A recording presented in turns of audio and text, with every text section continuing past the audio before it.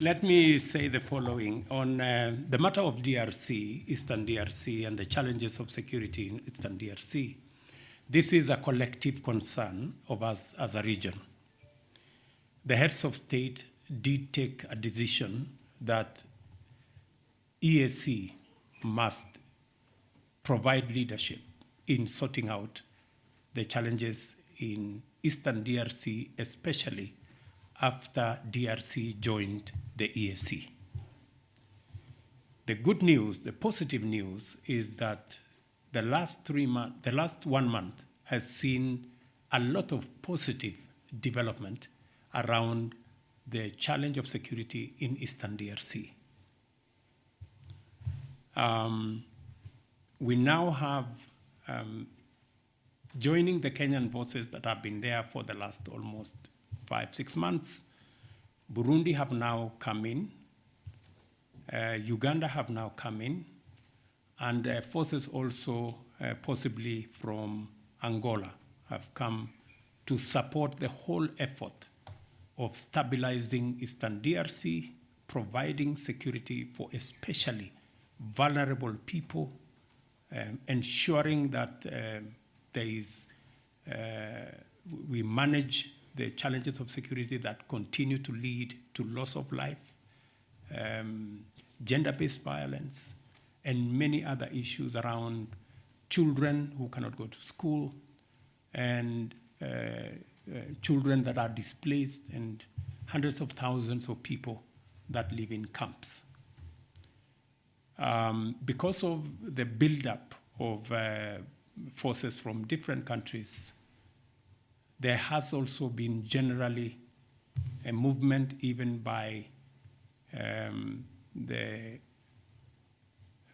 armed groups in Eastern DRC to respect the cessation of hostilities, to also abide by the cantonment areas. We've seen a lot of movement in that direction. So we are confident that with this greater understanding and coming together, and I want to thank the heads of state of EAC for providing leadership in this area, and we are working together to see to it that we stabilize Eastern DRC so that Congo can have peaceful elections and they can continue to enjoy their country. Well, on my part, 2 quick comments. One is on Eastern DRC. I'll first of all confirm what the President has just said, that I think in the last few weeks we see some progress, much as there are still other issues to resolve, but progress is nonetheless there. We just need to do more and register more progress toward a solution. But the history of Eastern DRC is something we can't go into problems here sufficiently. It will take a long time, but programs have been there back and forth, and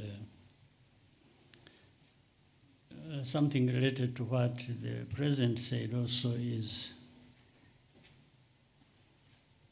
maybe for many years people have concentrated on trying to apportion blame to all parties and who is right, who is wrong, and it has gone on forever. So that means there's something wrong with that approach to dealing with the issues. I think the best way to deal with such issues is study, understand, and deal with the root causes of any of that problem or any other problem anywhere. If you don't look at the root causes, then you tend to give a partial solution, and then problems come back every other time. So, and this is linked to what you also mentioned,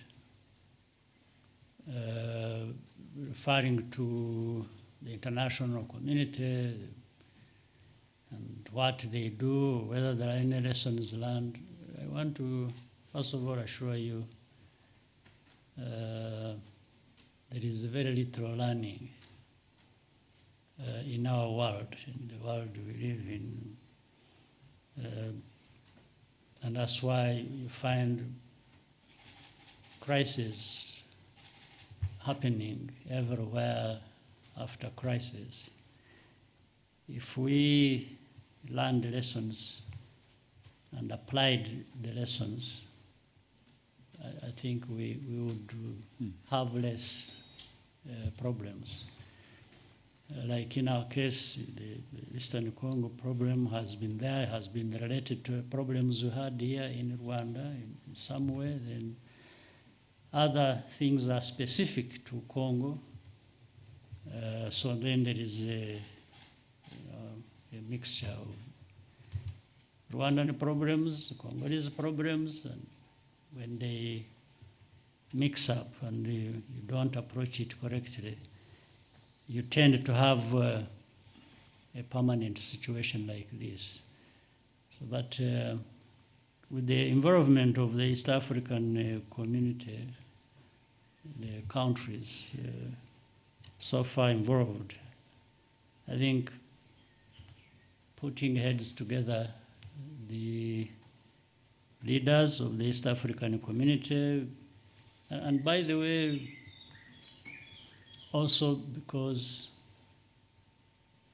these are people near to the problem or linked to the problem, one or the other. It goes into what is so often talked about, African solutions. I think well applied, truly these would provide solutions because there is a direct stake into that. And people are close to the causes or to the problem itself. So I have hope that we can find a solution, and maybe the outside world, all we need to ask is to support what the African leaders are doing and countries are contributing to. Instead of getting into the mix themselves with what they think should be the solutions. It's better to support the solutions or the proposed solutions by African leaders. So I think we have that problem is there. The processes are on to deal with the problem. But I think we give it time. The sooner we can really do things that we have to do, then we would find solutions also that people are waiting for.